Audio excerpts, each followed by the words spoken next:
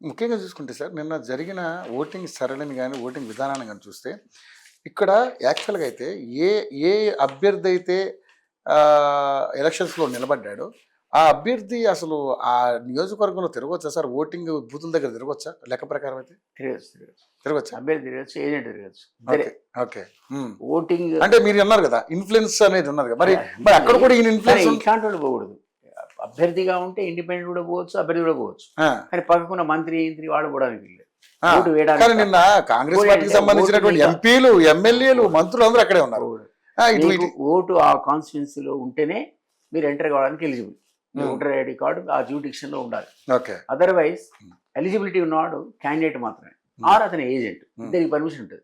Candidate agent ఇద్దరు మొత్తం constituency ఎక్కడికైనా తిరగచ్చు. ఆ ప్రాంతం వాడు అయినా అంటే ఏదైతే ఎలక్షన్ బూతులు కట్టి తిరగచ్చు, అన్ని తిరగచ్చు. వాళ్ళిద్దరికి అధికారం ఉంటుంది. వాళ్ళు ఓటర్ కాకపోయినా సరే క్యాండిడేట్ ఎక్కడ కూడా కాంటాక్ట్ చేయొచ్చు కదా. ఏజెంట్ అనేవాడు ఎవరైనా పెట్టుకోవచ్చు.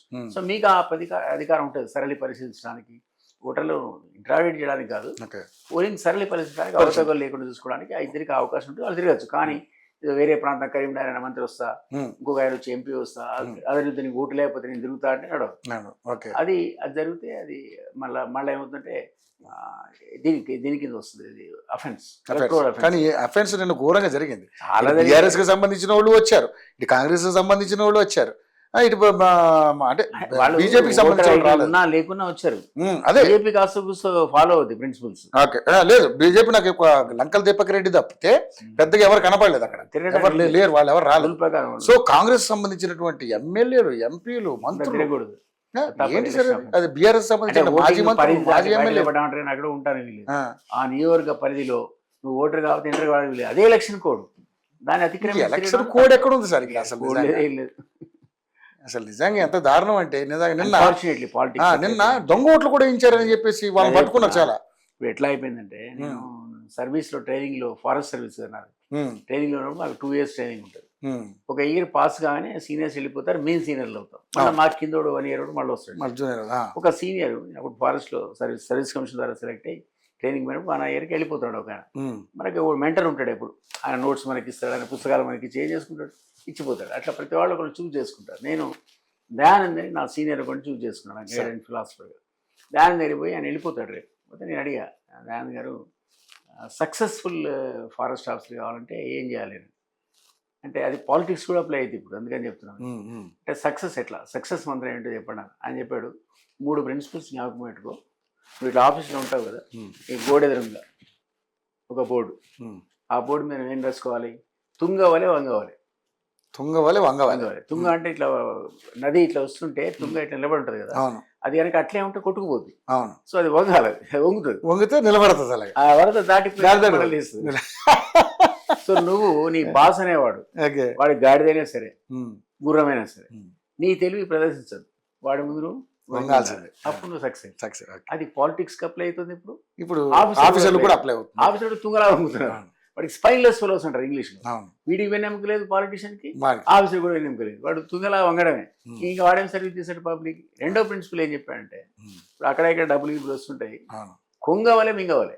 ఈ కొంగ ఏంటని అడిగే, కొంగ అంటే ఒక కాలుతో తపస్సు చేస్తుంటుంది నీళ్ళలో, చాలాసేపులో పడితే చుట్టూ ఉన్న చేపలన్నీ కూడా పాప ఎవరు సాధు అలా మంచివాడు ఇట్లా ఆయన చుట్టూ తిరుగుతుంటాడు. లటక్కర ఒకటి మింగేసి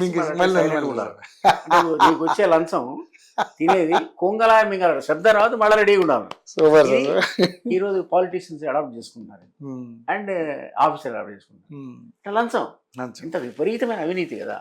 మూడోది ఏం చెప్పాడంటే, ఇది 2 అయిపోయినా, మూడోది కిటికీ ఉండాలట, గ్రిల్స్ ఉండవు.